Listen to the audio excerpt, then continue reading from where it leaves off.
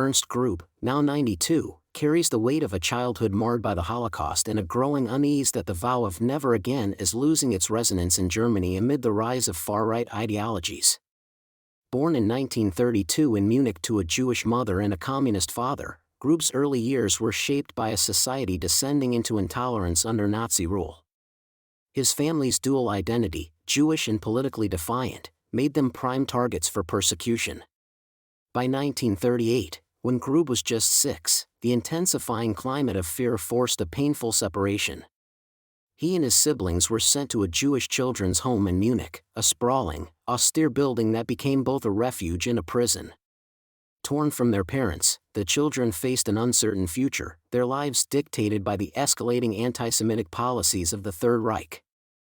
In the children's home, Grube and his peers were subjected to the Nazis' dehumanizing measures. One of the most vivid memories for Grube is the requirement to wear a yellow Star of David, a 6-pointed cloth badge meticulously sewn onto their clothing, jackets, jumpers, and coats. We were Jews, we were somehow connected to public life. And now we had to sew this star, he recalls, his voice tinged with the lingering sting of that indignity. The star wasn't just a marker, it was a public declaration of their ostracism, transforming them into pariahs in their own city. The atmosphere in the home grew oppressive, as the children, ranging from toddlers to teens, internalized the weight of their exclusion. Caretakers, themselves under scrutiny, struggled to shield the children from the growing hostility outside, creating a tense, insular world where fear was a constant companion. The restrictions imposed on Jews extended far beyond the star. Grube was forbidden from attending school, a blow to a bright, curious child who loved learning. Public transportation was off-limits, as were parks, theaters, and even municipal swimming pools, where signs reading Juden verboten, Jews forbidden, became commonplace. These measures weren't just bureaucratic, they were designed to erase Jews from public life. Venturing beyond the children's home was perilous. Grube, then 7 or 8, recalls the venom directed at him and his peers. People would yell at us, spit at us, insult us as Jewish pigs. Strangers on the street would hurl slurs or mock the yellow stars, their words cutting deeply into a child's fragile sense of self. I was very sensitive and sometimes cried there too, Grube admits, revealing the emotional scars left by these daily assaults. The cruelty was relentless, a deliberate campaign to dehumanize and isolate.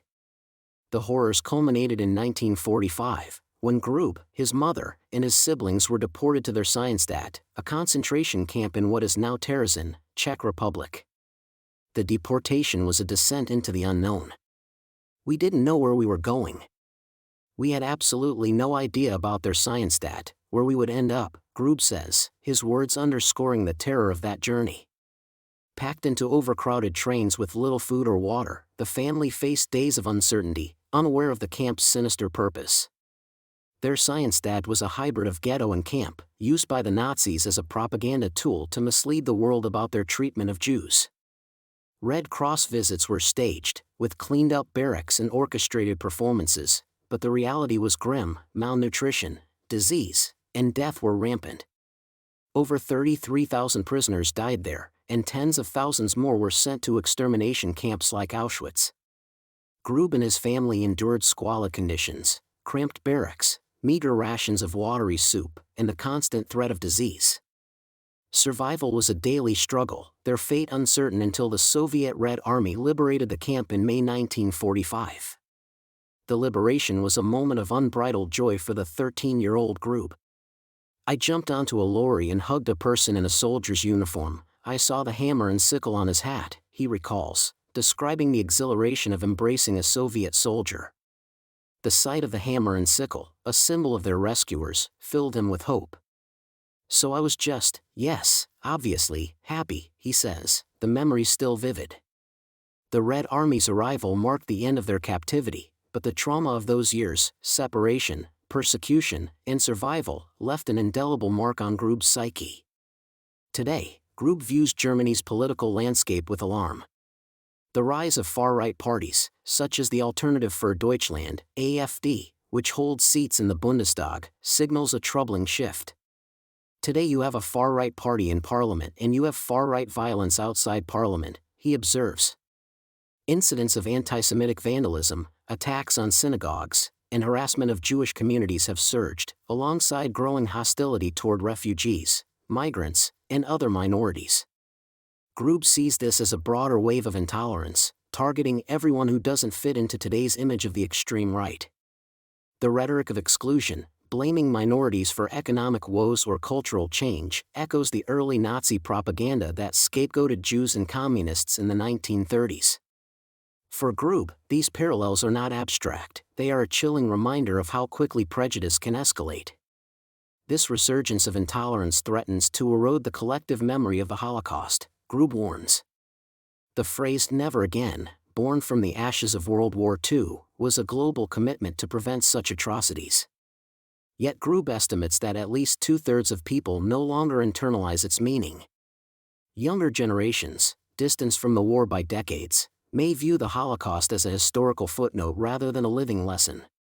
This disconnect is exacerbated by far-right narratives that downplay or distort the Holocaust's significance, casting doubt on its scale or shifting blame.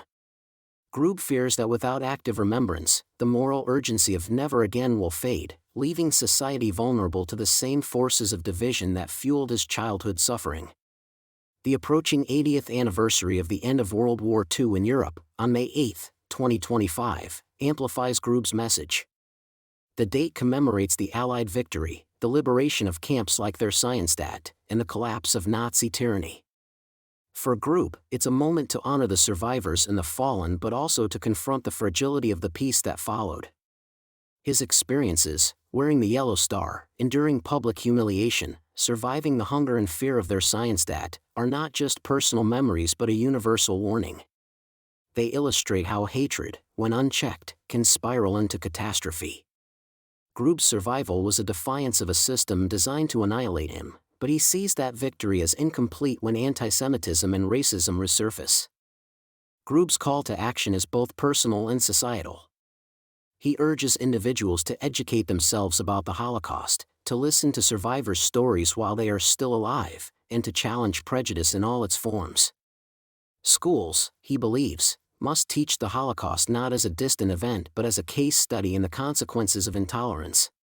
Communities must protect marginalized groups, whether Jews, refugees, or migrants, against the rising tide of far-right aggression.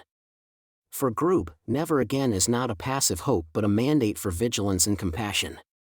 His life, from the children's home to the liberation of Theresienstadt, is a testament to the resilience of the human spirit and a reminder that the fight for a just, inclusive society is never truly over.